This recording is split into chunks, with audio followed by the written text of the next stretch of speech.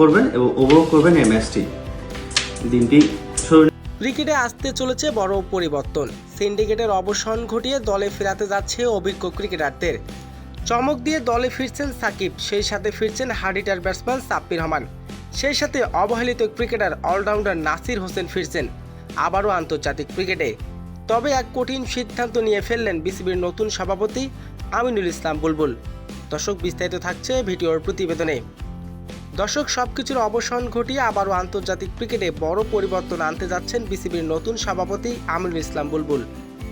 যেখানে দলের বেহাল অবস্থা, সেখানে এক পরিবর্তন আনতে যাচ্ছেন তিনি। প্রথমে আরব আমিরাতের বিপক্ষে হার, এরপর পাকিস্তানের বিপক্ষে টি-20 সিরিজে হোয়াইট ওয়াশ। এমন লজ্জাজনক হার যেন মেনে নিতে পারেনি বিসিবির নতুন সভাপতি। তাই তো সিন্ডিকেটের অবসান ঘটিয়ে লঙ্কানদের বিপক্ষে ফিরতে যাচ্ছে 3 তারকা ক্রিকেটার। বাংলাদেশের অন্যতম সেরা অলরাউন্ডার নাসির হোসেন।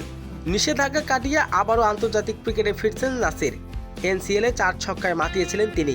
নাসিরের দুর্দান্ত পারফরমেন্স দেখে হতবাক বিসিবির নতুন সভাপতি আমিনুল ইসলাম। তাই তো আবারও আন্তর্জাতিক ক্রিকেটে ফিরছেন নাসির, সেই সাথে বাংলাদেশের অন্যতম সেরা হার্ডিটার ব্যাটসম্যান সাব্বির রহমান। ঘরোয়া ক্রিকেট লিগে পারফরমেন্সে মুগ্ধ বিসিবির নতুন সভাপতি, তিনিও ফিরছেন আবারও আন্তর্জাতিক ক্রিকেটে। বাংলাদেশের অলরাউন্ডার সাকিব আল হাসান অনেকদিন ধরে আন্তর্জাতিক ক্রিকেটের বাইরে রয়েছেন তিনি।